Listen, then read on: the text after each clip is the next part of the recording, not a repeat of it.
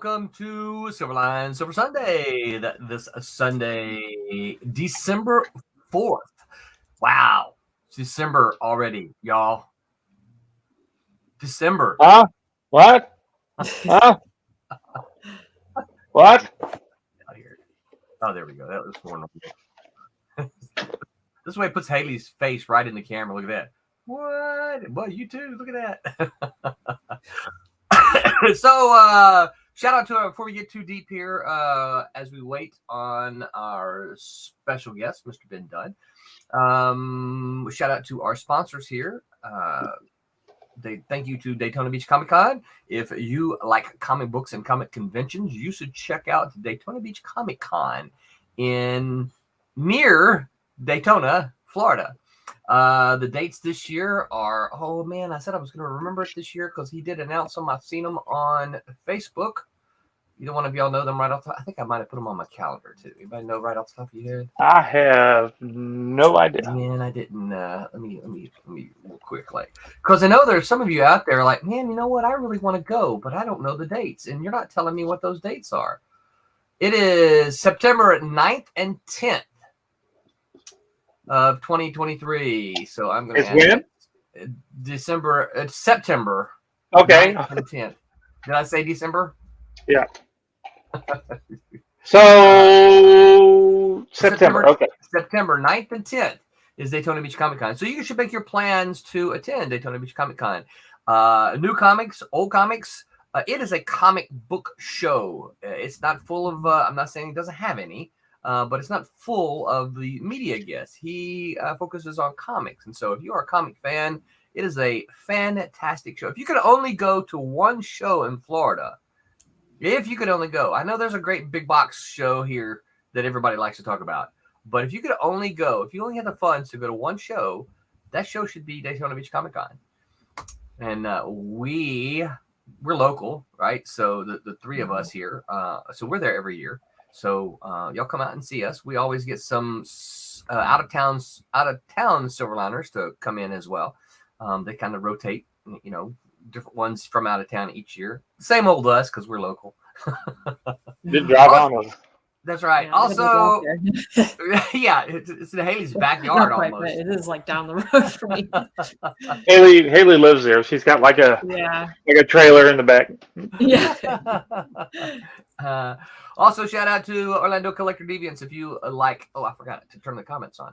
If you like fan stuff by fans, then you should check out Orlando Collector Deviants. I say this every time. One of the things I like about Steve and Trish, they do walkthroughs for most of the shows. So if you can't be at a show, they're all kind of Central Florida, mostly all Central Florida. He takes his camera and walks through and kind of says hi to everyone, so you can kind of see the stuff that you're missing.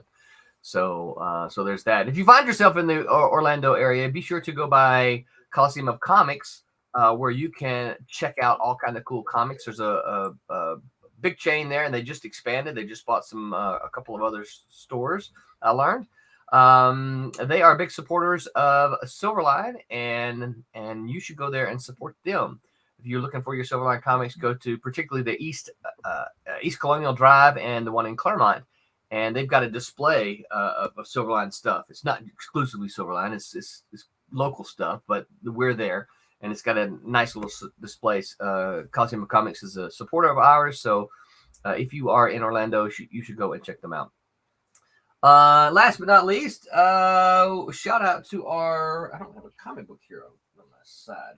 Shout out to our wonderful printer, Kablam! If you are an independent heard of those. If you are an independent comic creator and you need your independent comic printed, you should look no further than Kablam. They have, look, we have another special guest with us tonight. Someone's awake. Oh, that's so cute. Yeah. Hey, baby. She's like, not you, Pete. What's going on, Dad? What are you looking at? Oh, yeah. Hi, Pete. How you doing? Yeah. Oh, there's someone else there? Oh, yeah. Someone's awake and won't go back to sleep. Oh. Well, she could be part of the show. Yeah, maybe our Yes, voices. now. put her to sleep. Yeah. She's like, Well, no way. She's watching the screen though. She's looking to see what's going on. Yeah, She's yeah. like, She's yeah. loves a phone or a screen. Don't you? Yeah. She's like, who are those accents? All right, we got a few comments here. Vic says, Bona Sarah Silverliners, which I remember this means good evening, right? Sure. Wolf Hunter, that's new, right? Wolf Hunter's fairly new. It was early in this year. Guten Abend team, that's got to be good something. Good Abend. It's good afternoon, isn't it? I don't know. Is good Abend the same? Something about gluten. I don't know. Gluten-free show. I don't know what he's talking about. Well, it could, because Guten Morgen is good morning, right? Yeah, good Abend, good afternoon. So there you go. Good afternoon. So there you go. How you doing, Royal? Good to see you here. Pop says, "Hey yo, what's up, Pop?" Mr. Pop.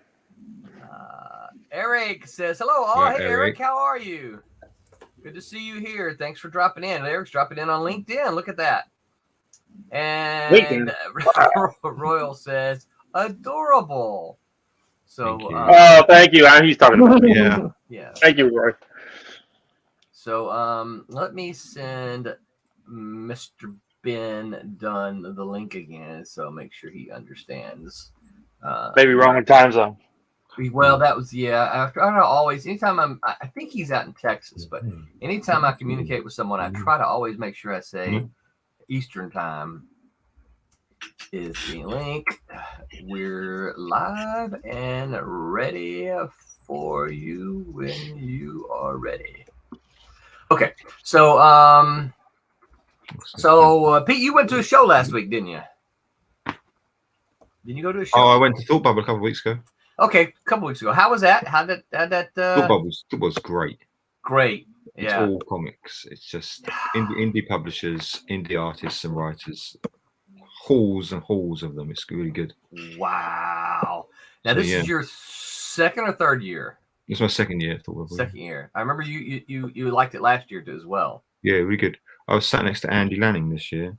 Oh yeah. Andy Lanning. He does. He's working on this at the moment actually. Oddly enough, on disease. Wow. Yeah, he's really nice. He lives local to me, so it was strange that we got sat next to each other. You have to go out of town to meet somebody local, right? Yeah, I know, literally. Yeah. That was good. Sold some comics, sold some art. Nice. Yeah. Very cool. Very cool. Good weekend. He says that link does not work. Okay, so hold on. Let me try this one here. Okay. What do you think? Okay, well, it's coming up. This one. Here, zoom in on this one. Oh, look at that. Wait, you gotta. Poor artist getting beaten. Hold on. Let me get you there, Tommy. All right, solo. There we go. Can you see? Oh yeah, cool. Look at that. What they're doing to Daddy.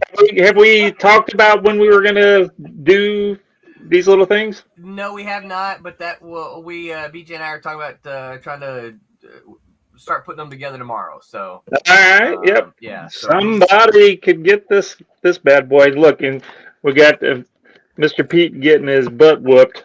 They're getting kicked there. Look.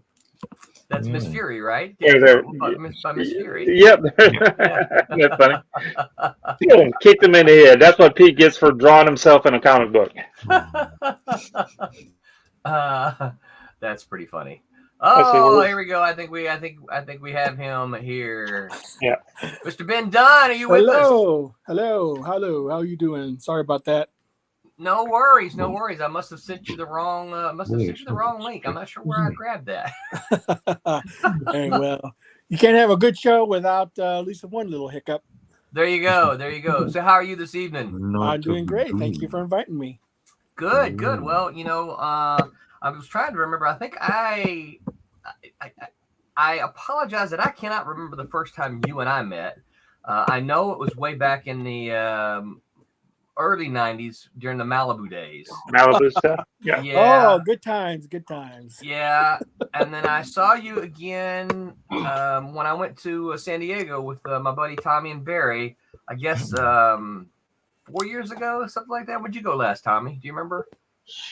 Was it 17 that you went? And I mean, 18 that you went?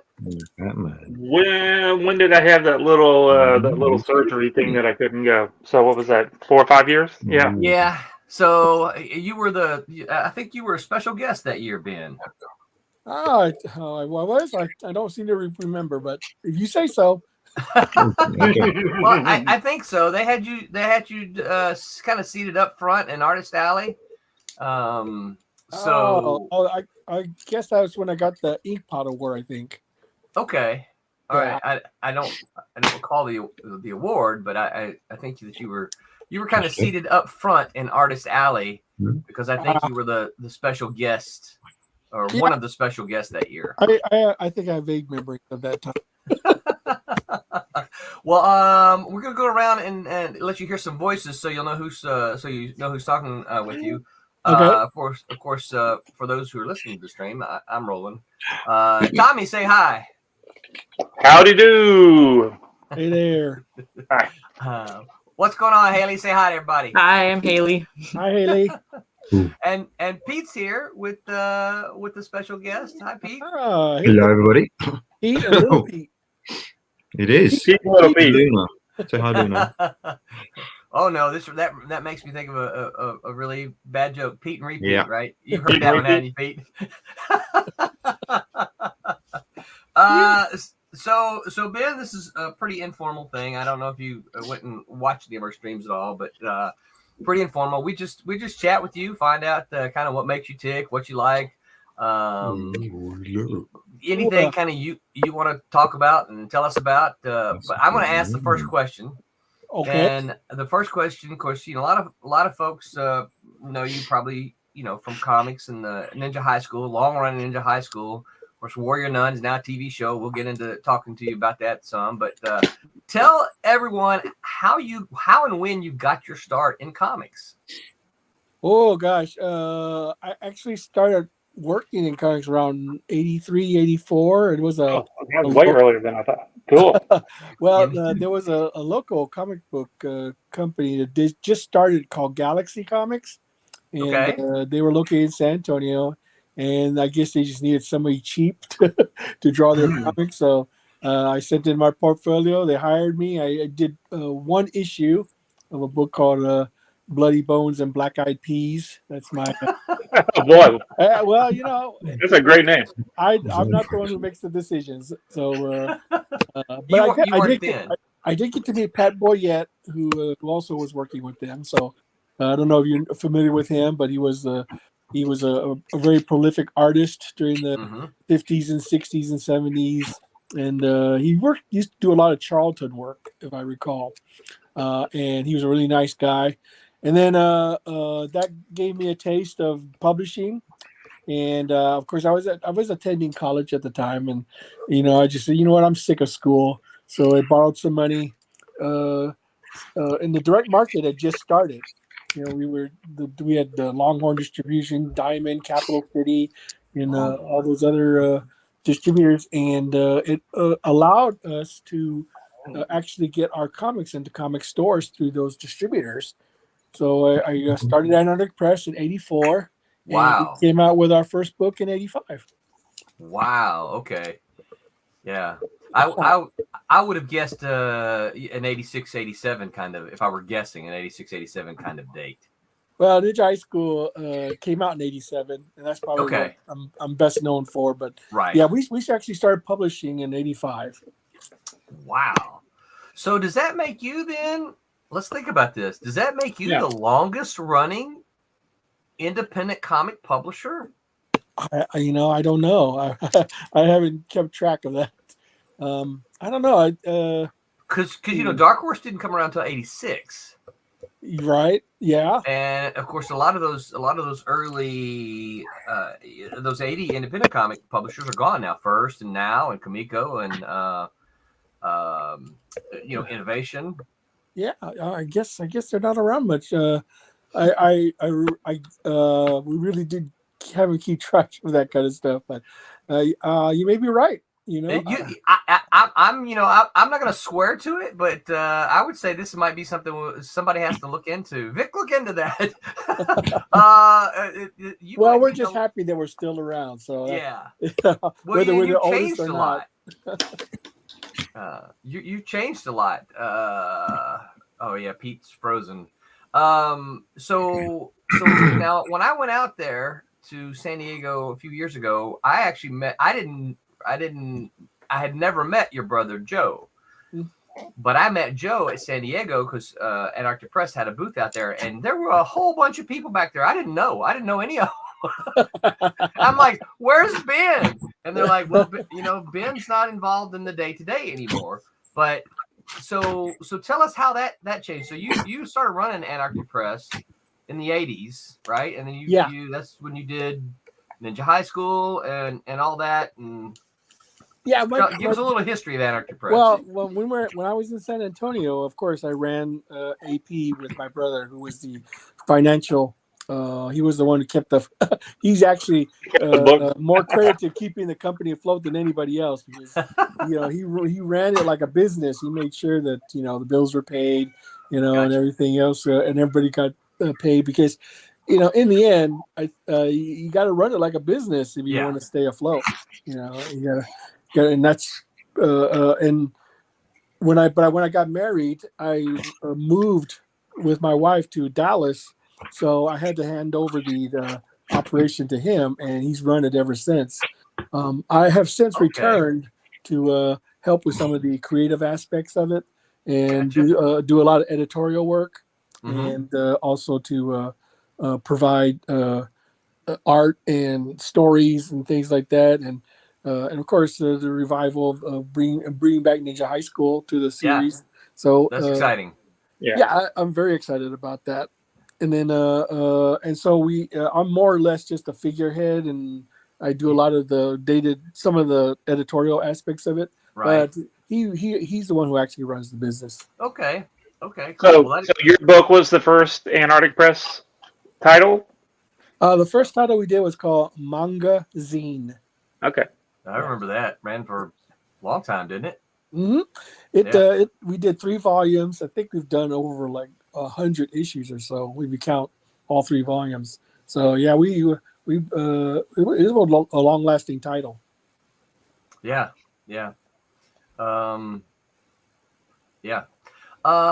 So Joe is pretty much Joe is the brother you're talking about, right? Yeah, it's my brother. Yeah. So Joe is he runs all the business stuff, and you do all the creative stuff now. Well, I don't do all the creative stuff, but I do quite a bit of it. Gotcha. Brian Denham is also an editor.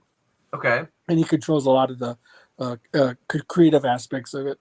He handles some of the monthly titles. I handle some of the monthly titles. By splitting the work between the two of us, we're able to put out books on a more regular and timely fashion. Gotcha. Now how many books does AP do now monthly? We average about between 7 and 8 books a month. Okay. Yeah. That's a lot. Wow, that's a good healthy number. Yeah. Well, thank you. I didn't realize that. I mean, that's a lot of work. I mean, it is, but it's very fulfilling. I love comic books. I just can't imagine doing anything, other than comics. Yeah. So, are you selling them mostly through Diamond, or are you doing the Kickstarter route? We do a little bit of both. We figure that there's no reason why we can't take advantage of both. We like exactly. Yeah. Whenever there's an opportunity, we try to take advantage of it because why wouldn't we? It wouldn't make any sense really not to. If you can do both, you should do both. Yeah, absolutely. Man, you mentioned in the Longhorn distribution, I had forgotten all about them. There was wasn't there another Texas-based distributor? Oh, I have no idea. There were so many at the time. I sort of missed them because it was a lot of competition, and that was great for the business. Well, Tommy knows this, but I'm his. Capital City was always. We probably shouldn't say this. Diamond is listening, right? Capital City was always my favorite, and I think part of that had to do with we had a warehouse fairly local to us. Yeah, they always treated us pretty good. So yeah, and so I love those after hours. Come by and buy some stuff. That was always fun. Well, the whole thing collapsed when Marvel decided they thought they could go ahead and distribute their own comics. Yeah. When they bought that Heroes World. company, Heroes World. Yeah. And that collapsed. Because they realized a comic book publisher is not really good at comic book distribution. Right. Yeah, it's a whole nother thing, right? Yeah, and that caused Diamond to sign publishers to be exclusive. And when that happened, that pretty much spelled the death of all the other distributors. Yeah. We were offered that exclusivity, and we talked about it, but it just didn't feel right. To me, it just didn't feel morally right to do that. Well, and too, as a business person, you're like you want the opportunity to get your books in the most hands possible. Why would you go exclusive? Yeah, well, I just felt that it just was detrimental to the industry, and it's sort of now that Diamond is the only game in town. It limits possibilities, in my opinion. But that's changing. Now nobody's exclusive anymore. Anybody can distribute their book any way they want now. Yeah. Here's a name that says hi that you might recognize. John Crowther says, "Hey guys." Hey, of course. I know John. I just sent him the link, so maybe he wanted to say hello. Let's see. There's a couple of comments here. Let's see. Vic says it looks like there was only one issue of Bloody Bones and Black Eyed Peas. Yeah, there was only one. They had planned the second one, but it never came to fruition because it just was too costly. And back in the 80s, distribution was limited. Did you draw that? Did you draw a second issue? I started it, but then they closed their doors. I showed up one day and it was locked up. There was nobody there anymore. Yeah, isn't that the story of a lot of these? We had that story. Yeah, I got, let's see. Yasha says, Ben Dunn, thank you for creating such an incredible world with Warrior Nun Ariella. Oh, well, you're welcome, man. Yeah. Oh, look who's popping in today. Wow. John. Hey, guys. Hello. Hey, Ben. How are you? How are you, man? Very good. I'm staying busy, yeah, and thank you. I just got, for those who are maybe watching and some of you here who don't know, Ben really gave me my break-in comics with Rochelle a few years ago now, and I just got my latest comps from him yesterday for a story I ran in Planet Comics number 11. Excellent. Yeah, I always love reading your stuff. It's very cool. It is amazing work. Yeah, thank you. I saw Ben popped up on here, and I was like, how do I log into this podcast? Yeah, you're part of an elite group, my friend. Yeah, we're happy to have John with us here as a Silverliner as well. Team Beetle is one of our favorites. Let's see what else. Antarctic is the longest still running independent publisher as far as I can research. So Vic went out to the interwebs and did a little bit of quick research, and so Ben, you guys may hold on to that title of the longest still running independent publisher. Oh, well, geez. That's pretty impressive.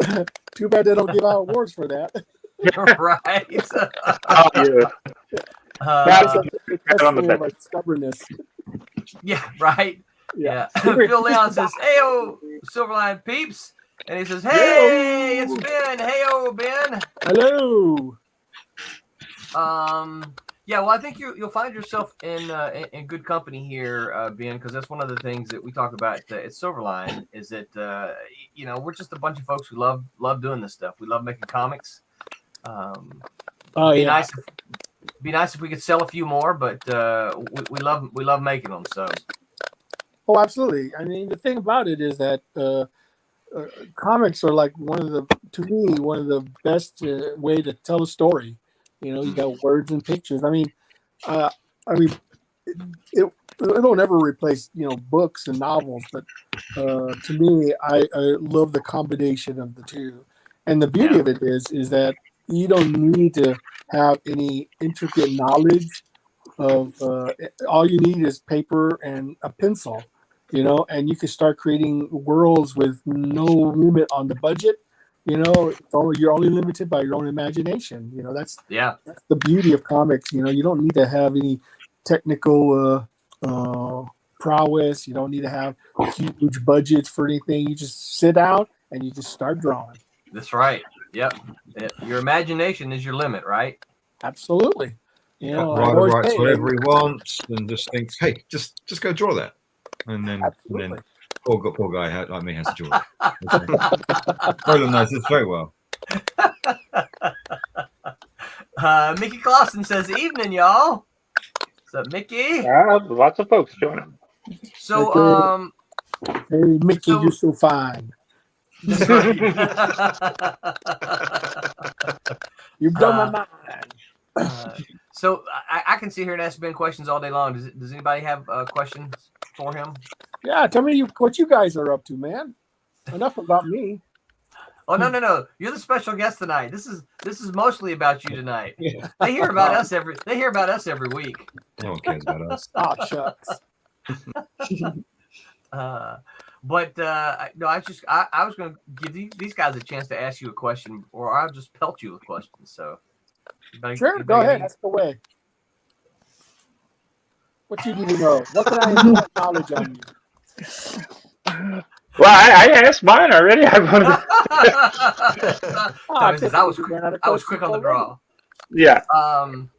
So how did you get? So you had an association with Malibu Comics. Actually, it was Eternity Comics, Okay. but I think they were all part of this big, huge conglomerate with like Aircell and Malibu and Eternity. The Eternity line was their sort of manga line, right? And Malibu was their superhero line, and Aircell was their adult line, they were coming up with all sorts of lines for their for the company. So now, how did you get involved with Eternity and what's his name? Super nice guy, Barry Blair. How did you get associated? How did that relationship happen, and how did your work with Eternity? How'd that originate, and then how did it end? Well, they contacted me and they wanted to publish Ninja High School, right? And at the time, AP was still growing, and I knew I needed a steady income, and this was a way to do it. So I went ahead and let them publish Ninja High School while I was also working with Antarctic Press. And so it was kind of an interesting balance because, Antarctic Press was still a growing small company, and the money that I got from the sales of Ninja High School through Eternity helped keep Antarctic Press afloat, basically. And so Eternity was actually responsible for helping AP grow. Wow. Yeah. And we started, doing more titles, and right. We were just back then it was it was not unusual for a title to sell 3,000-4,000 copies, at the time, and in black and white. Yeah, in black and white, exactly. Yeah. So, and we just kept going and kept going and kept going, And they published 40 issues. Eternity published 40 issues before it came back to Antarctic Press. Wow. Okay. Yeah, that's a lot. How many did you? So you penciled all of those, wrote and drew? Yep. Wow. Did all of those. I was looking through your bio. You have done a lot of books. Workhorse, I don't know if you've noticed. Well, I will tell you, it's just one of those things I just love doing. You know, Oh yeah. if I could, I mean that's all I know basically. I mean, trying to do other things too, but you know, I always come back to just simply sitting down and drawing a comic. Yeah. Yeah. Yeah. Yeah. So yeah. Go ahead. no. I was gonna say. So what caused your love for comics? When did you first start reading comics, and what made you decide, oh, this is what I want to do? Well, when I was little, I started reading the newspaper strips. You know, because we had a subscription to newspaper, and the first thing I would do is I would read the newspaper strips because back then it was like 2 or 3 pages of comic strips. You know, and it was like, wow, you know, I loved them because, you know, I loved the combination of the words and the pictures, you know, and then I started buying Richie Rich comics and Harvey comics and, you know, like Casper and stuff. And I love those, you know, and then when I was in middle school, there was a convenience store on the way between my home and my school. And I would always drop in there to see what kind of comics they had. And I started buying comics off the rack. My first Marvel comic was like X-Men number, you know, 106 was like my first 106 or 107 was my very first X-Men I bought off the stands. And I loved it. I thought it was the greatest thing in the world. I said, where have you been all my life, man? Right. You know, so, and I mean, of course, I had a limited allowance. So, you know, 35 cents was a big purchase for me at the time. So, you know, but I would stop there all the time whenever I had money and buy comics. Yeah, right off the racks, and that's how I became a reader. You know, I think that's how a lot of people. Well, of course, it's different now, but back then that's how you became a comic reader. Yeah. Yeah, that's true. I mean, hearing Ben say that reminds me. I remember being a kid, and I get dropped off at the bus stop. Between the bus stop and my parents' office was a Rexall drug with a spinner rack. And I'd get $5 allowance every week. I'd stop in, grab a couple comics off the spinner rack, grab a fresh tomato from the fruit stand that was on the way there, have the argument about whether a tomato was a vegetable or a fruit. And that's kind of how I found my way into comics. It's kind of neat hearing him say the exact same thing, basically. So would you eat your tomato like an apple as you read your comics? Absolutely, and I still do. Well, I mean, back then, comics were designed to be impulse purchases. You know, it wasn't expensive entertainment. It was priced so that you would get into the habit of getting in there and buying comics without without breaking the bank. Mm-hmm. You know, now actually in terms of inflation, comics are actually no more expensive than they would have been back in the 70s or 80s when we were buying comics, you know, and but it's no longer an impulse purchase. People actually plan on buying comics when they arrive in their comic store. You know, there's so few venues now where people can just see comics, you know, displayed and get the impulse to just buy it off the rack. Yeah. Yeah. That's something we actually talk about here frequently as we talk about kind of the distribution system, how it's changed and how it's now you have to intend to specifically go buy a comic. Well, yeah, it's more direct to consumer now. Yeah. You know, the consumer itself will decide that he or she wants to buy the comic, you know, and then we'll search it out. It's no longer just like an impulse buy where you go into a convenience store or any grocery store or drugstore and see it, you know, displayed out, you know, and just say, "Oh, I've never seen that before. I'm just going to go ahead and get it." Now it's more the creators are actually directing their product straight to the consumer, you know, and getting them to want to purchase it from them. Yeah, yeah. Are you still geographically in Texas? Yes, we have a location in San Antonio, and I have a location here in Garland. I think that might be, as I think about it, I think it might have been, Tommy, you might have been with me.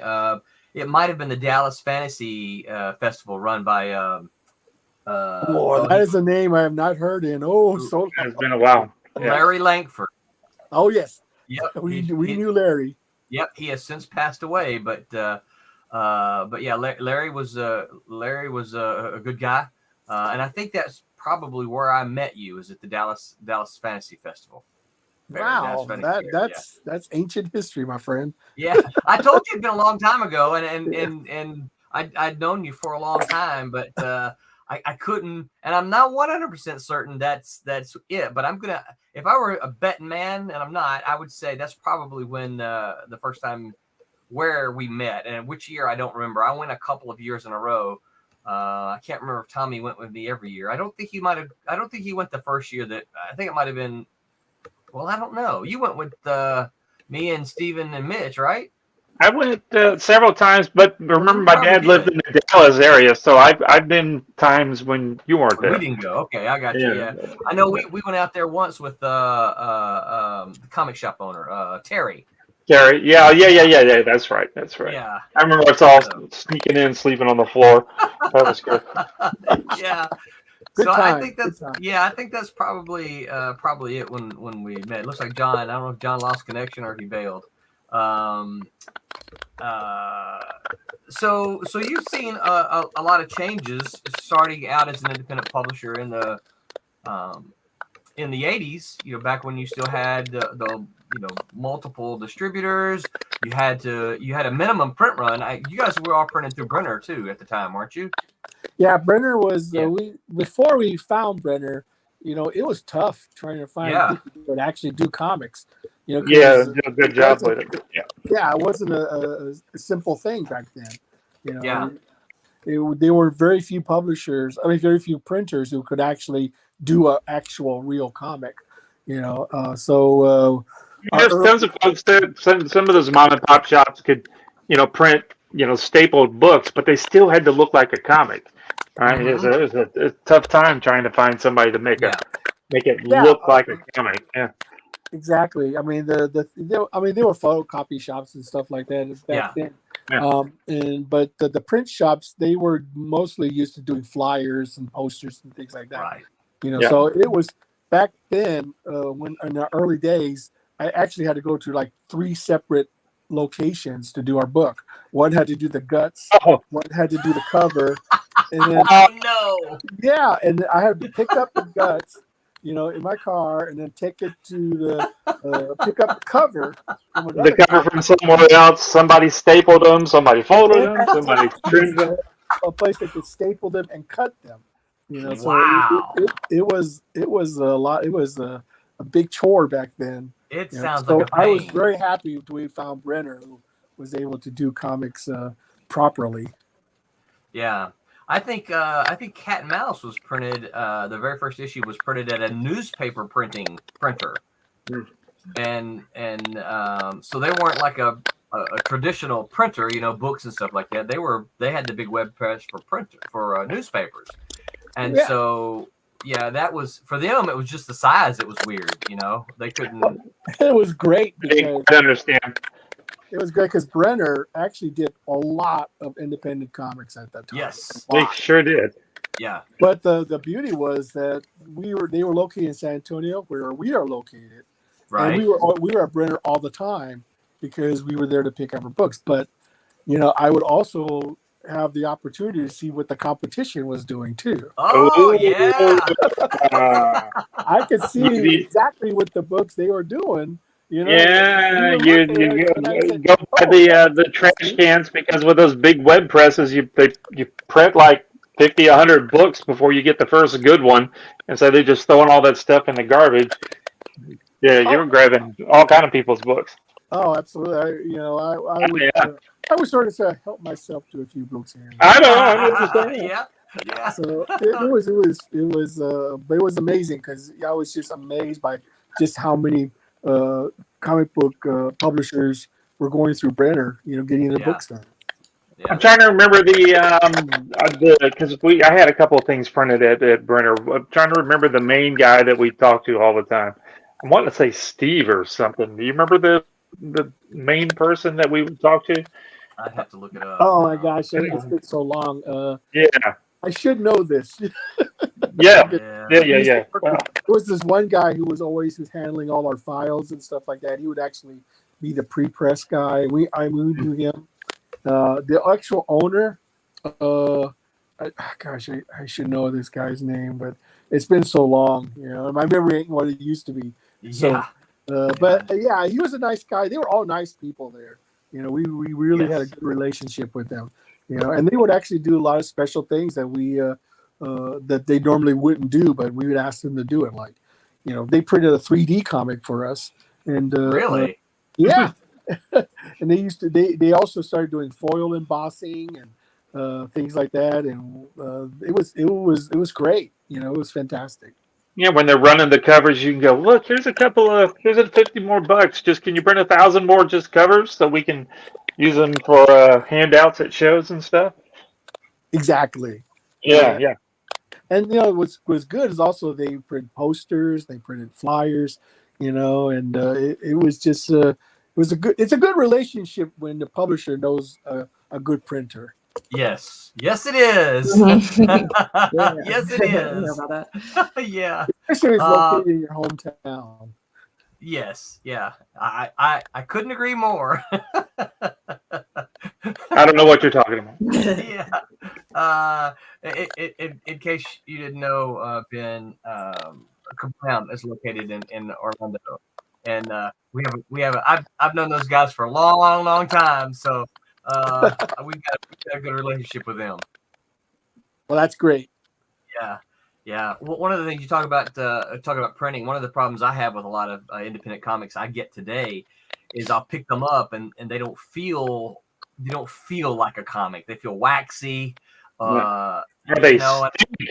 Oh, you get some that are printed, in China, and they just smell like the ink is like rotten fish or something. You're like, what kind of ink are they using on these?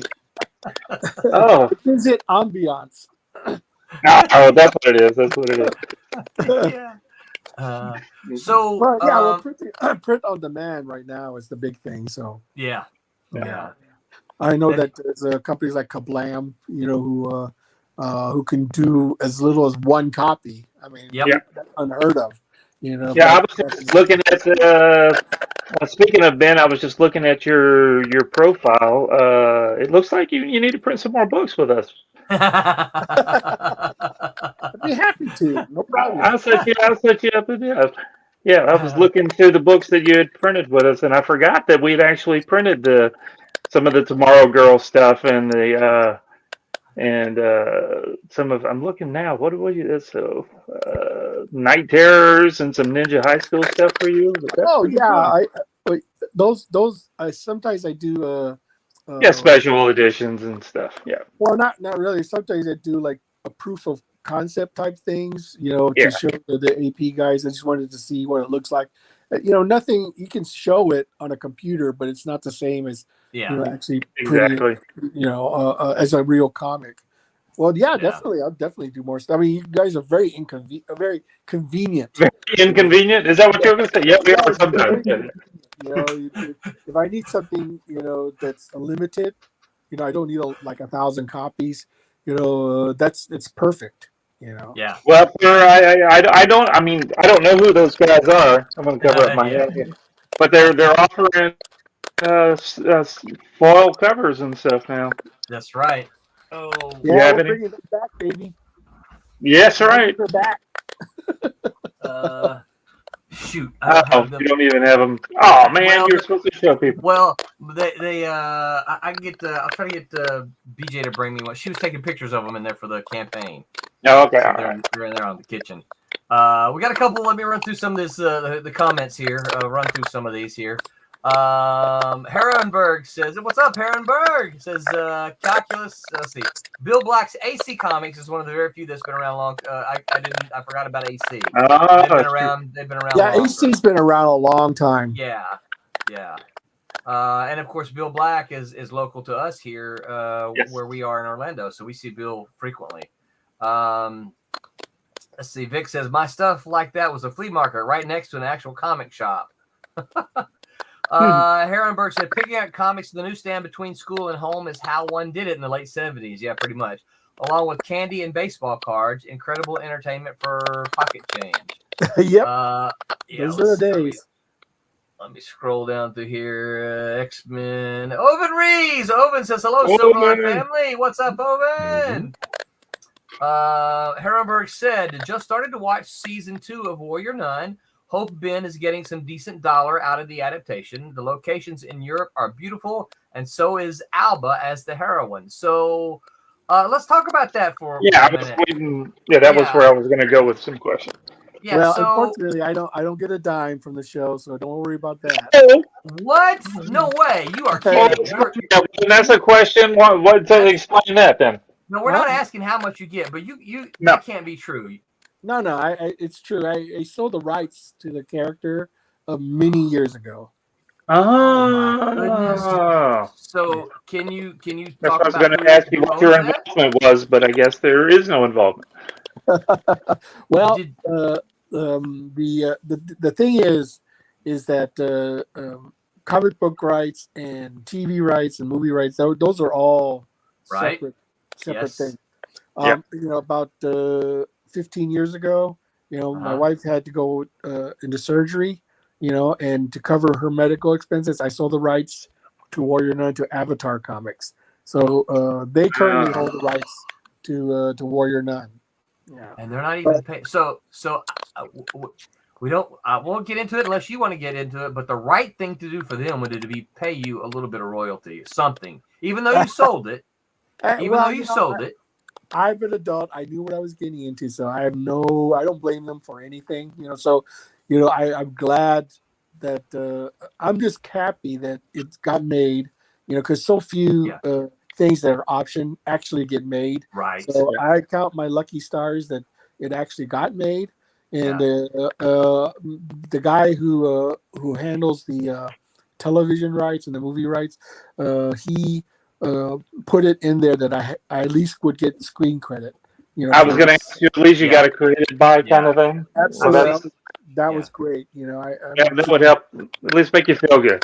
Yeah, I'm quite happy with that. So I'm not too worried about the financial return. Okay. I mean, it would be nice, but I'm not going to cry over it because, I knew what I was getting into.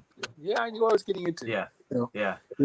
So let me ask you this then. Have you been able to watch any of it? Yes, I watched the entire second season. I thought it was really good. It was much more exciting than the first one. And I could tell from the story that they were pulling a lot of elements from the comic, which really I was really happy about. I was going to ask you, are you happy?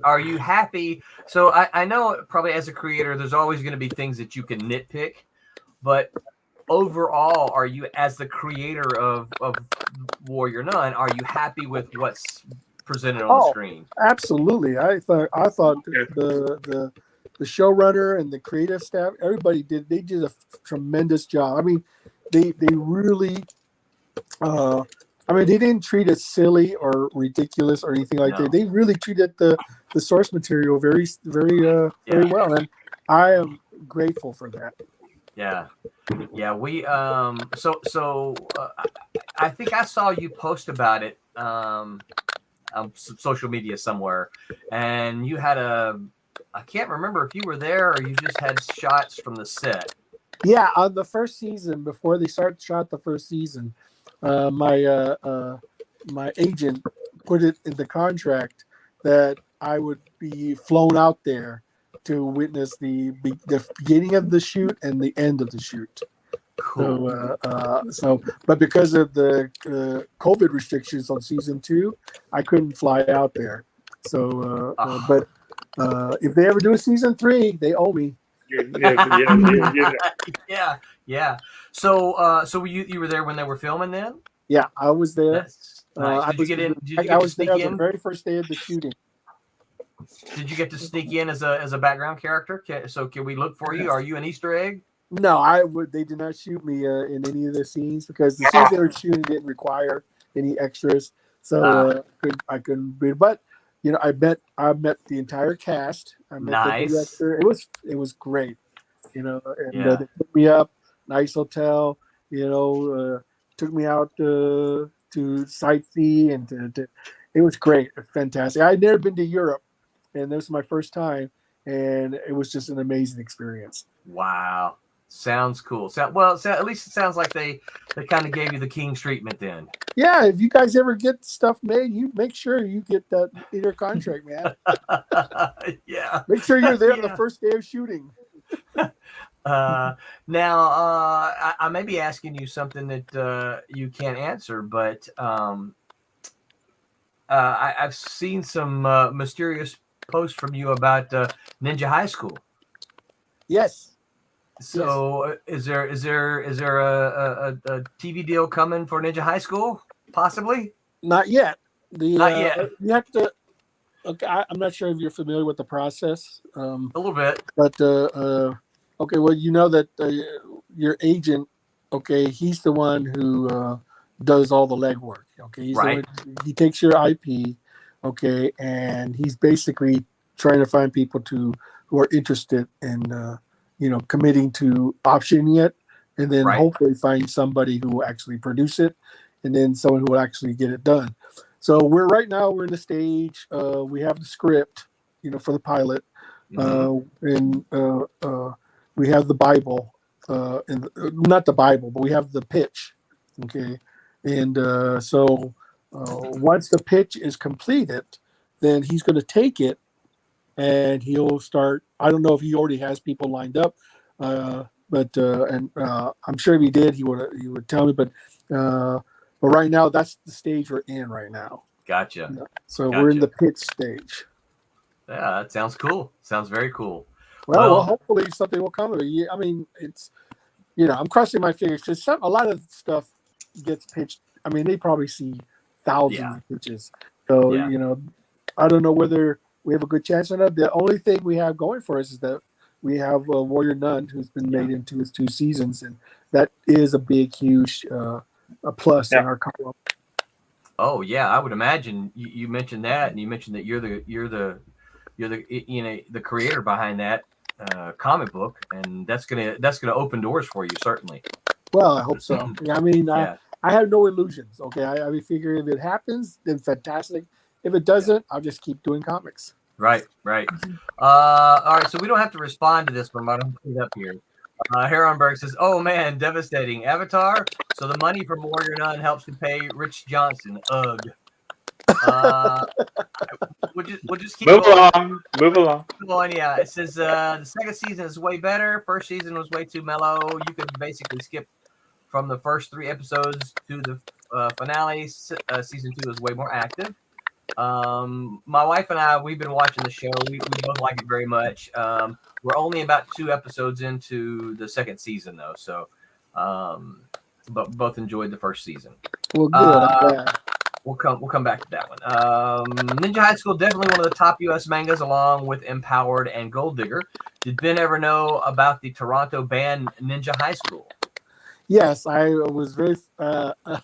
I know of them. I don't know anybody there of them personally, and I thought it was great that they. I'm not sure whether they got the name from the comic or it was just serendipity that they just happened to come up with the name. But I loved it. I thought it was great.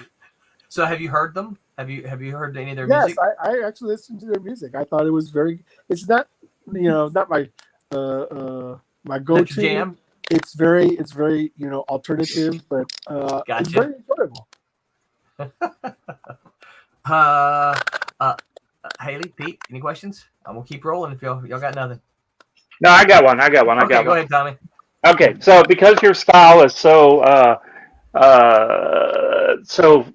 we all know it. We love it, know and love it. Yeah. How many covers? How many have you done? Cover? Yes. How many? I've lost count. Not only for your books, but for you've done. I see your books pop up, or your covers pop up on the Kablam, people's Kablam books every now and again. I'm like, he did one for Silverline. He did one for Team People. Sure do. I don't know. I've lost count. 4, 5, 6 million. No, love you. I'm not We all that love you. I really Okay, that was my silly joke. My silly comment. That was it. Okay. Because I see one pop up on it, but oh, there he is again. There it is. Great. This is great. Okay. Pops is being silly here. Uh-oh. Pops says all the artists that Ben knows, and he can't get a decent avatar. Ooh. I'm sorry. My apologies. I Speaking about his avatar, Antarctic. So where did that come from? I'm just not very photogenic, So No, not the actual drawing. The name, Antarctic Press. Where did you get? Come from? Yeah. Yeah, where did the name come from? Well, believe it or not, when I first started the company, I was in partnership with somebody else who helped fund the start of it. And originally, we were going to call it Penguin Press, believe it or not. But we realized that there already was a Penguin Press. Penguin, yeah. Yeah. So we said, well, where do they live? And they live in the Antarctic. So we said, okay, we'll just. Oh, okay, I get it. Yeah, that was our inspiration. Sounds good to me. Yeah. It works. It's great. We're stuck with it now. Best, right? No, you got to change it now. I don't know. Well, we have it long enough. You can change it. You can change it. Yeah. Well, we did try a few imprints. Puffin Press. That's kind of like a penguin, right? The puffins. Yeah, they're sort of penguin-ish. Yeah. Roland's like, what are you talking about? A puffin? A puffin? You know what a puffin is? They're kind of a penguiny looking. We have puffin in I the guess UK. when I thought about it, Do I you? probably could have used. It's for kids. Yeah, they're cute. Puffins are cute. Oh I yeah, gotta look up what they're puffin adorable. is now. Look up a puffin. I am. I'm looking up. There's a bunch of different kinds, but yeah, Yeah, they're looks cute. like a toucan kind of. Yeah, they got kind of the colorful beak, right? Yeah. Oh, Roland's the only one that doesn't know what a puffin is. I did not know what a puffin They're was. cute. No. Yeah, They're cute. browser. Not like So, I'm changing my name. Puffin Press. Puffin puppet stuff. coming. Nobody take it. We're Talking changing about- the puffin. Talking about covers, Phil Leon says, I got a chance to see Ben's cover for the upcoming IP Savage Sin, and it's awesome. Oh, thank you very much. All Appreciate right, so there's a couple questions we'll kind of lead to here. Vic says, what's currently in the chamber and Antarctic? Good one. Yeah. What's Antarctic got planned coming up? Well, we're focusing a lot on our anthology titles. We figure that's probably where our strength lies right now. And we are also still doing creator-owned stuff. Now I'm not in charge of the creator-owned material. That's mostly the AP guys, so I have no idea what they have up and coming. Myself personally, I'm working on trying to get Ninja Ice go back on a regular schedule. Mm-hmm. After like a 5-year hiatus, I'm trying to catch up. And I'm also doing a Tomorrow Girl series. Sort of bring back sort of that old Silver Age, feeling of superheroes. Because I used to read superheroes comics a lot, and right now the superhero comics that are coming out, it's not, they're not enjoyable to me anymore. So I decided, I want to do something that I think people would enjoy, something fun, lighthearted, and something that brings back the traditional idea of what a superhero is supposed to be. Yeah. I think Pete and Tommy might agree that you should probably try out this book that we did called Silverline Team Up, which is a superhero book. Cool. We need to send them a copy. Yep, we'll make that happen. So is that Tomorrow Girl? That's the one I think you posted on social media that you were looking for a team up, and you had like a bazillion people, including me. Yeah, say, the biggest, the biggest resource we have is each other. If you think about it, if you combine all the independent creators, that are not working for Marvel or DC together, I mean, we'd be huge. Yeah. And the whole idea is the great thing is, if you're a creator, you own your material. all I have to do is ask. Say, Yeah. hey, do you want to do a team up? And you have the power to say yes or no. Yep. And because you don't have to go through Marvel or DC to ask for their permission. And you can simply say, hey, you want to do a team up? Let's do a team up. Yeah. And we can get it done if we wanted to. So I mean, that's the beauty, and that's a huge resource. I think that if we can take advantage of it, we I could agree. definitely create something really big and long lasting. I agree. So, so along those lines, what do you, what are some things that you would like to see happen with independent comics and independent creators? I mean, obviously, you've been part of for 40 years. So, what's something that you would like to see happen and with independent comics and or creators? I think that if there was some sort of centralized resource to help creators and publishers to maximize their exposure, that'd be something that would be really good. And also, I know that a lot of creators are not adept at doing crowdfunding. Is there some way to help them, go through the process of that? Another thing is this. I feel like if there was, I mean, right now it's a great. Back then, we couldn't communicate we can communicate now. We had to write letters, phone calls, things like that. Now you can contact almost anybody anywhere in the world instantaneously. Yeah, and that's a big, huge advantage that we can definitely take advantage of. And right now I'm talking to all you guys, and we're connecting. And we can share stories and resources. Like, let's say I find somebody who can do like action figures, and I say, hey, I found this guy who can do action. I can let you know. We can, and you can take advantage of that knowledge. Or I find a printer who can do foil embossed or 3D hologram type thing. Yeah. I mean, that's the beauty of the thing. So, my dream is, of course, I want every creator in the world to be successful in their endeavor. If I had that kind of power, if I was a magical genie, that's what I would do. But unfortunately, we live in the world where you have to work at your you have to endeavor to create something so that people can support it, and to hopefully will be able to support you.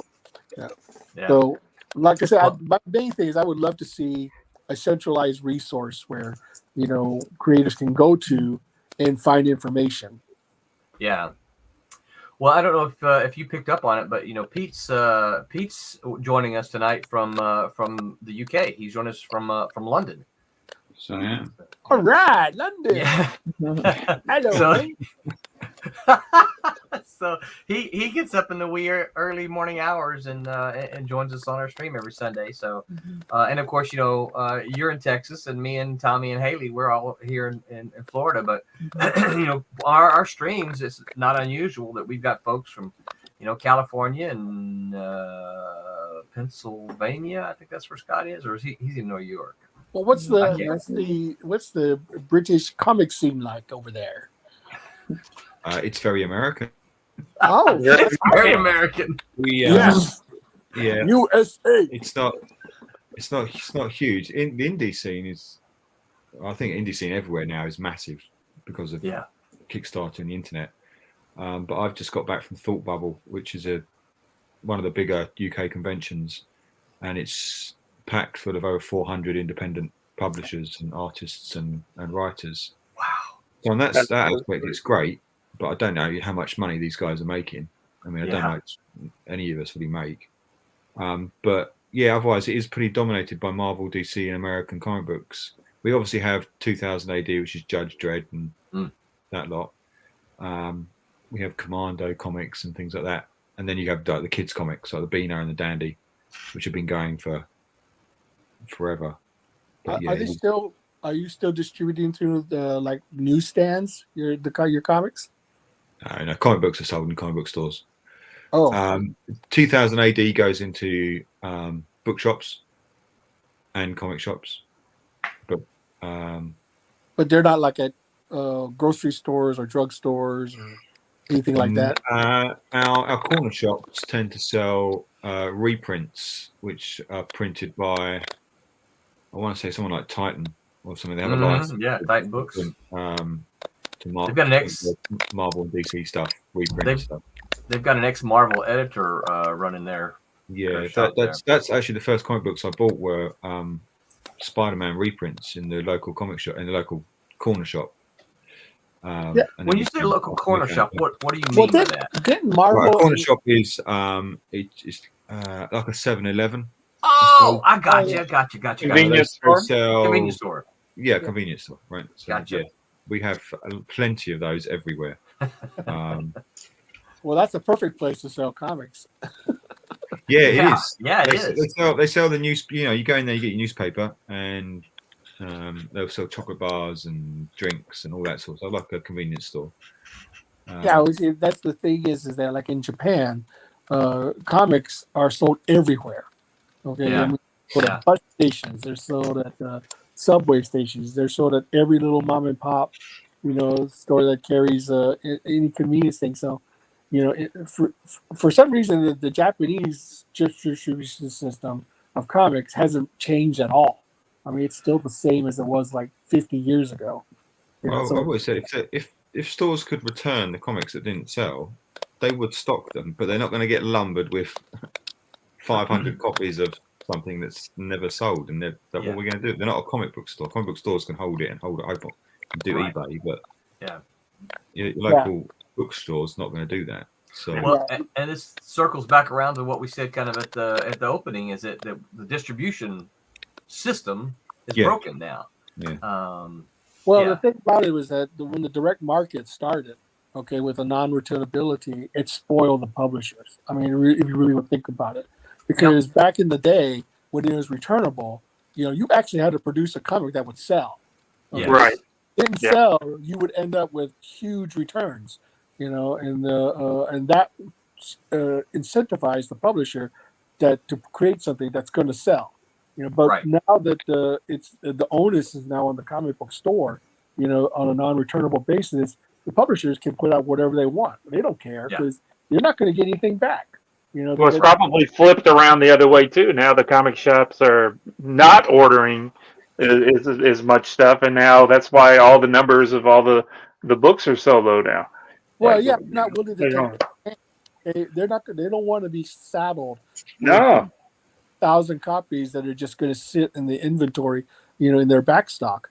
That's just money that they're burning through, and it's an abusive thing. Now, I understand that. I heard, I'm not sure if this is true or not, that DC is going to actually start taking returnables. I don't know if you knew anything about that, but that's what I heard. I hadn't heard that. No. Yeah, I think they try to experiment with returnability on their comics. Yeah. We went out to do some Christmas shopping. Was it yesterday? Yesterday or today? Whatever. And we went into a couple of shops, and I'm like, hey, this place is perfect for comic books. They should have some comic books. And it's where, people go. And that's what I think we're missing. Yeah. I think people are reading more comics than ever before. They're just not willing to pay for it. Right. Yeah. It seems that way. Viz has this Shonen Jump has their website, where you pay $3 a month and you can read all the manga you want, and the trick is trying to convince people. I think people are reading more comics than ever. It's just like you got to get them to. The trick is convincing them to pay for it. That's the tricky part. Now, I know that back in the day when I was reading newspaper strips, they were free. Or not free, but you had to get a subscription newspaper. The newspaper, but it was cheap. Yeah, it was cheap. And you could read it. And then they collected all those newspaper strips in the books. And that's what you paid for. Yeah. You wanted to reread them. Well, and publishers worked harder to get advertising to help cover those costs. And newspapers did the same thing. I worked for a newspaper for a little while. And that's what we did. The advertising is what paid, all of our wages. We didn't. Great. We didn't sell enough copies to.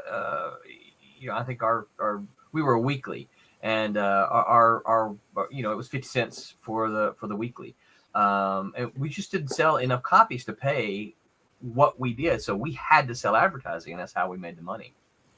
Yeah, and advertising also keeps the price of the cover price lower. Yes. Yeah. That's like, I mean, the biggest. A lot of people complain, "Oh, comics are so expensive. They're so expensive." Yeah. Well, the reason they're expensive is because you've got to pay the talent, of course, Yeah. and you've got to print the book. Okay. Yeah. I mean, if we could get those free, then yeah, all day long, you know. And you got to ship the book. Yeah. Yeah. Shipping is like, oh my gosh, shipping has gotten so expensive. It's going up it seems like every week we get a report, an update saying everything's going up again. Yep. Yeah. Wyatt Chaka says, "Hello, my friends." What's up, Wyatt How do you Chaka? Hyper Potato says, "Commando War Comics Digest are still sold on newsstands over there, if I understand correctly." Is that correct? Yeah, Pete? Commando, I think, is the longest running UK comic at the moment. They've still been going for I don't know how long, longer than I've been alive, certainly. Pete, there's still bookstores and stuff over there, right? They didn't pretty much close down like they did here, right? Yeah, I'm pretty sure we probably read more than you guys. I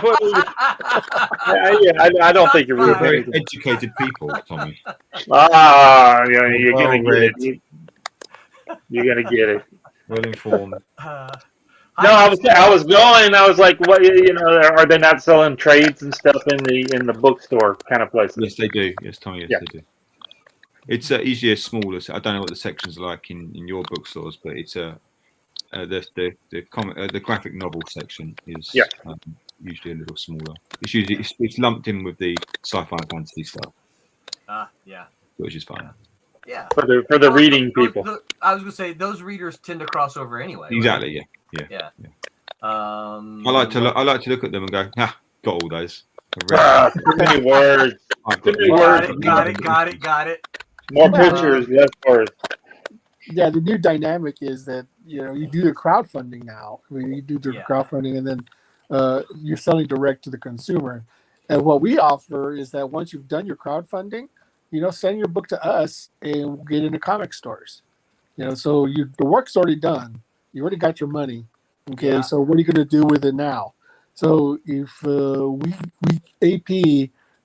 sort of figured out on this new model where if you've done a crowdfunding, we know you've done the work. Okay, so it's we used to have this problem back in the early days that we would get a submission and we liked the work, but the creator would stop doing the work. And sometimes we'd have to cancel a book because the guy wouldn't finish the story. No, Diamond doesn't like that. No, they absolutely hate that. But when you do a crowdfunder, we know, and it's done. You know you've or done it should be done. Yeah. Well, yeah, that's a crowdfunder that's been fulfilled, right? That's what you mean. That's the trick. Is that it has to have been fulfilled and completed. But we give you an opportunity to make more money off what you've already done. So basically, you've done the work, you've got your crowdfunding money. If you decide to send your story to us, okay, or I'll contact you and say, hey, I love your stuff. I want to put in. It gives you an opportunity to get your stuff in the comic stores. I see Roland's mind ticking. He's like tick tick tick tick tick. Yeah, it's an opportunity. Yeah. Basically, and you own everything, so it's not like we're basically giving you more exposure, and you get paid for work you've already done. So it's to me it's a win-win, both for the creator and for us. We get content that we can put out in the comic stores, and you get more money for something you've already done. Right. Yeah. Yeah, that's a great idea. That's one of the questions I was going to ask. I'll get a couple more of these comments, get some of these people up here. Hyper says Panini has some licensed comic reprints on the stands too, I think. Yes, I might have got one. I know Titan's a big publisher. It might be Panini that does the reprints for one of those two. Okay. Panini, are they still owned by Marvel, or is that one of the things that Marvel got rid of? You'd have to ask Marvel Legal. Okay. Hold on, let me get him on the phone real quick. Hold on, put him.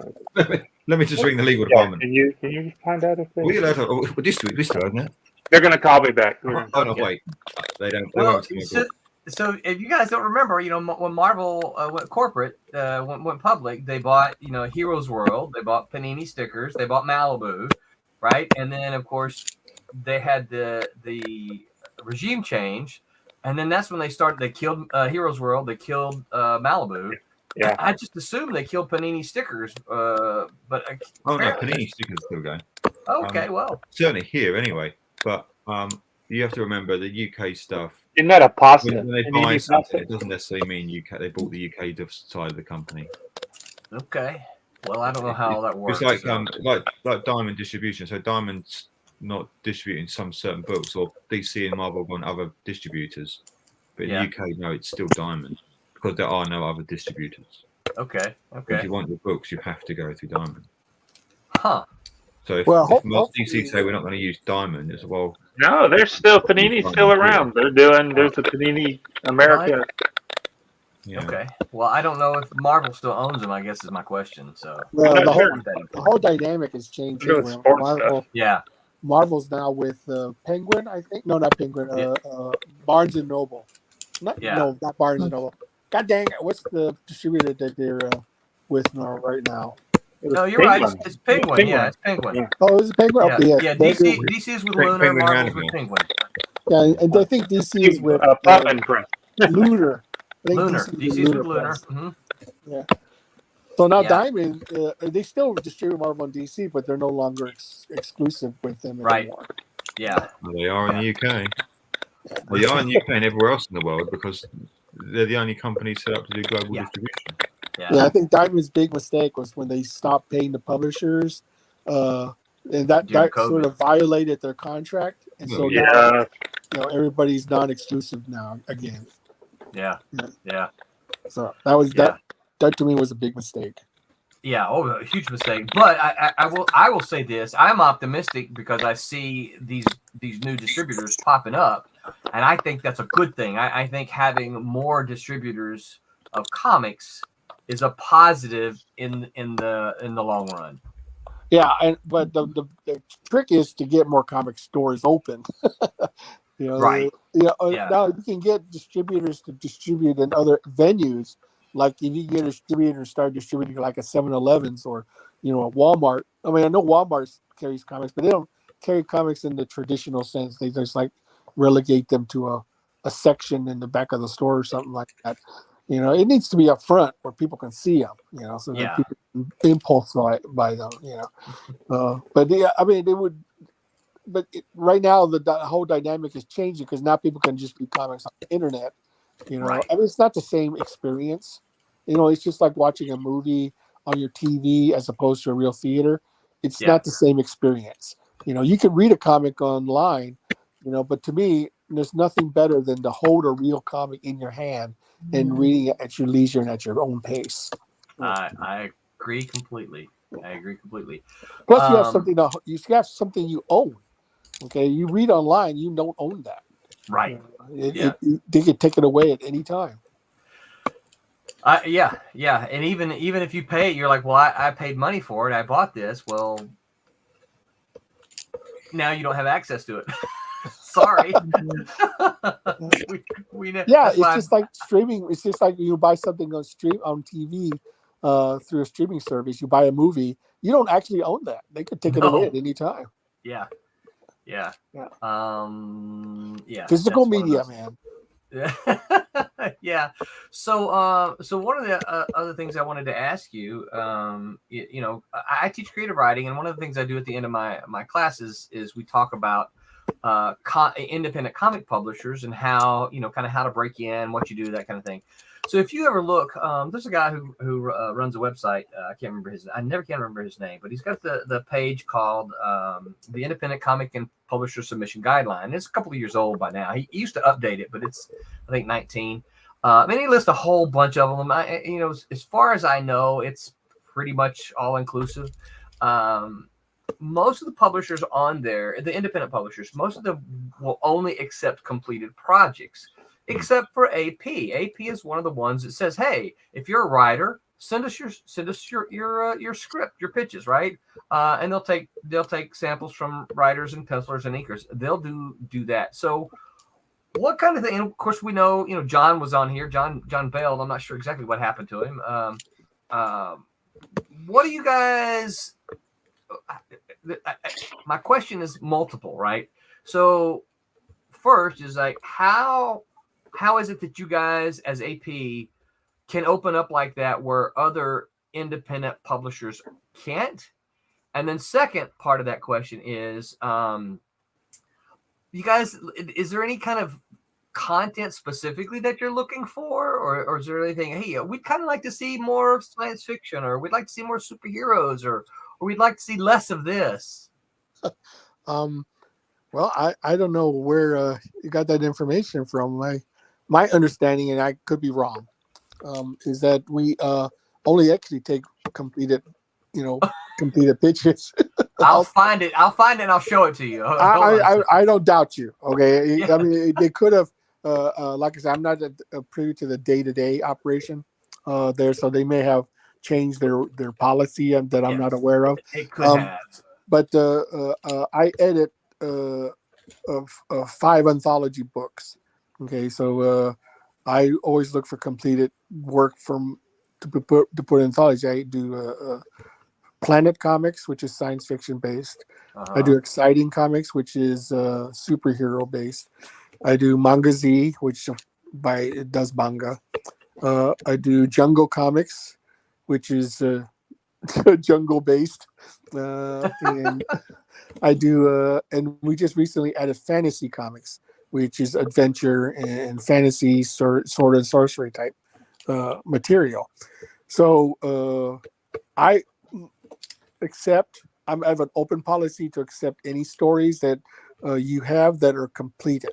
Okay, but basically it has to have a beginning, middle, and an end. Uh-huh. Okay, now it can be an ongoing thing as long as the story has an end.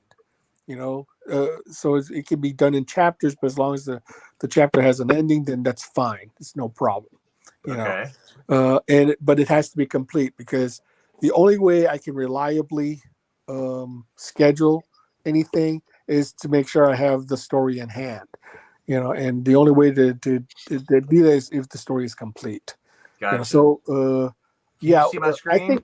I think a lot of publishers are doing that because I think they're also trying to protect themselves so they don't end up with stories that are not that puts them further and further behind schedule.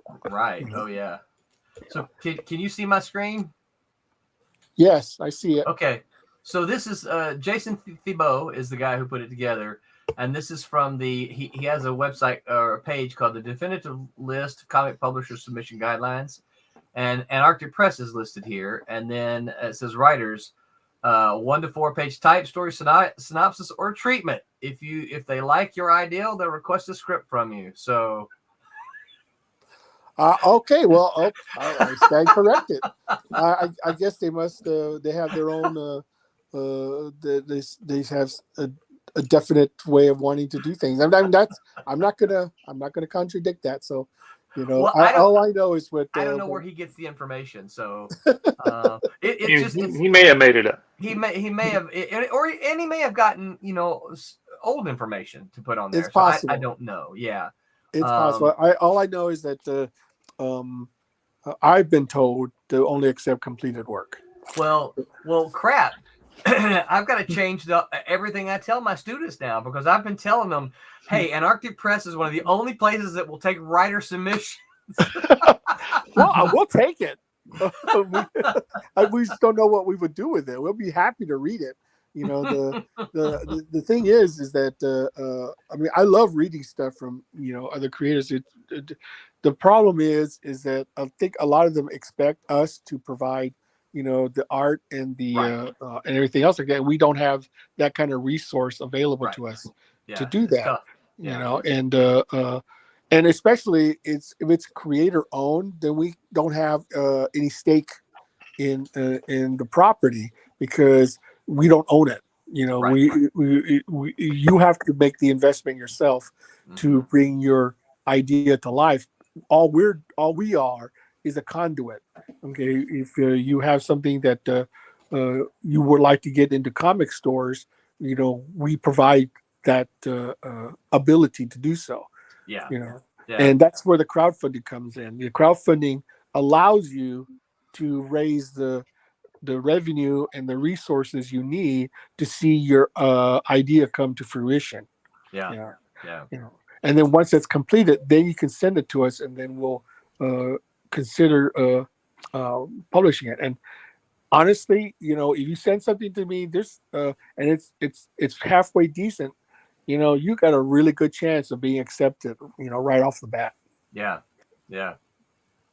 That's pretty cool. That's pretty good. That's a cool thing. And it makes me think a lot of what some of it makes me think a lot of the spirit of the 1980s comics, independent comics, And I like that. The spirit of comic creation hasn't changed, and the only difference has been is that now creators have more of a stake in their creation, because they own it, and that's the big difference. It used to be, can you imagine if Len Wein and Herb Trimpe had gotten even a portion of Wolverine? Okay, Right. they created that character and they got zip. They got paid for the pages, and creating the character, or they didn't get anything creating the character. Yeah. And that's the difference between then and now. Now creators have the opportunity they have agency to control what they create. Yeah. Why should I give my best character, to Marvel and DC? Well, and this is a whole other subject, but this is one of my personal theories as to why and again, there's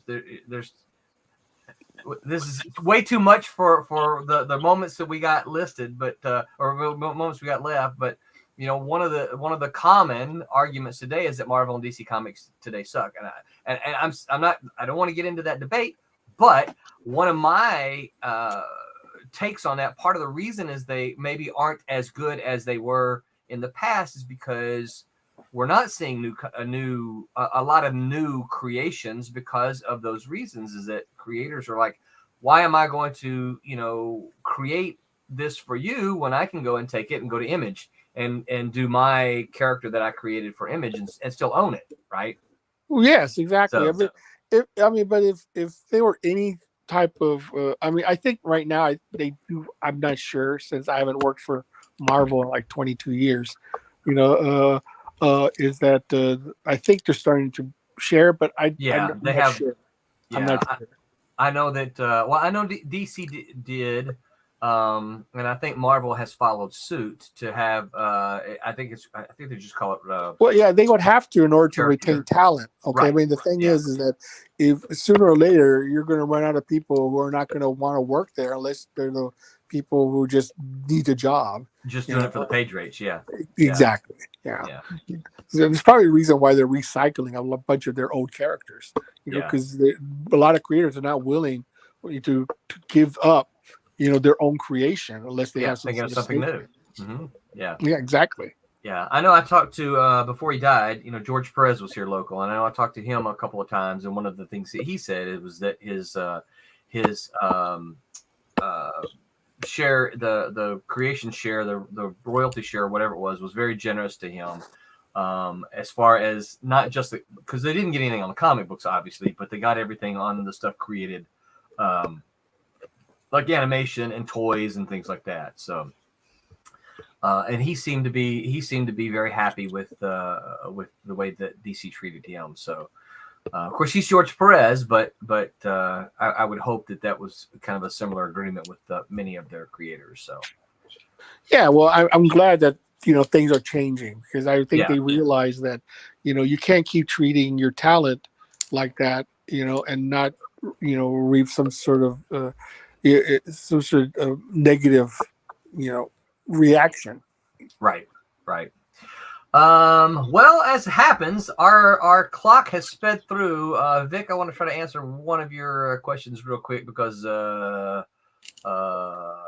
where is it? You asked. I don't see the question now. But you asked about the independent distributor guy. No, there's no news on that. I have swapped emails with him, and we'll see what happens. But I don't know. So, but there's no news yet. So, Ben, thank you so much for showing. Is there anything else you wanna hype anything? You wanna push people anywhere right now to see some of your latest stuff? I do have a Kickstarter going that's a Ninja High School poster set. If you want to check that out, I highly recommend it. Other than that, I really appreciate you inviting me. It was great. I had a great time. It was fun. Excellent. And you guys are awesome. Well, thank you. And thank you for coming on. Haley, Pete, Tommy, y'all got anything? I just enjoyed listening. No, I can't think of any questions. But I'm like, just absorb it all. Yeah. Haley needs to get one question and go. Go, Haley, go. Oh man. Haley's like, don't put me on the spot. Are you a dog person or a cat person? Good question. Are you asking me? Important questions. Yeah. I have 3 cats. Oh, okay. Cat guy. Good question. We need to get these questions answered before they come on the stream. Cat people. We're like, okay, No, yeah. All right. Well, you guys don't forget to check out our Wednesday stream. We will not be back here next week. In fact, we won't be back until the next year because I will. Yep, I will be out of town. Unless one of you guys want to learn to host for the next 2 weeks. I will be out of town for the next 2 weekends. Next 2 Sundays. What? Doing what? I'm doing my Christmas, my family Christmas before Christmas because we're trying to. How selfish of you. How what of me? How selfish of you. Selfish. People don't want to see you on a Sunday. You said that. I am trying to do it so that my stuff. kids can go and do their Do what I did and bring them on the stream. Yeah. Well, so here's the other problem with that. So I'm going to the middle of nowhere, Arkansas, and my parents literally have the worst internet around. Yeah. So we can't get there. So Ben, hang out a few minutes after we're done. We'll chat for a few minutes as we end here. But I don't have a thing. Put it back up there, Tommy. You know how we like to end every day. We like to say. Merry Christmas. Christmas. All right. Good night, everyone. I'm Pat Broderick. Make mine Silverline.